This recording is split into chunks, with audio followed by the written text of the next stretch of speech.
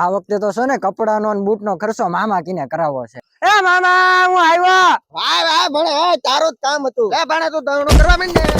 તા હું તારે આટલું પેંડા ને બેર પીન લાડવાન બધું લેતો આવું. આવ્યો તો મળવાને બેહાડી દીધો ઘઉં દળવા. ઓય આ ઘઉં દેવાના છે કે? ના ના આ તો મારા મામાના છે. અરે વેસવાના છે કે નહીં એમ પૂછું છું. ઈ બધી મારા મામાને ખબર હોય. એ હું બે તમે ધડ કરો છો? અરે હું એમ કહું છું કે આ ઘઉં વેસવાના છે એમ. હા હા વેસવાના છે હાલ જોઈ લે હાલ. અરે આમાં તો બાટ લાગી ગયો છે. હવે એ ઢગલે ઢીંગાણા હોય તારે લેવા હોય તો ભાવ બોલ ને.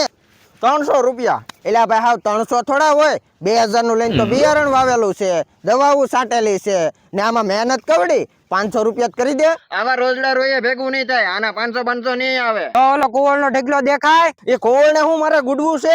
હવે એમાં દાટી દે ને તો કોઈ ભાવે નહીં પૂછે. એ આ કોણ છે? એ આ મારો ભાણો છે, હમણાં જેલમાંથી છૂટીને આવ્યો.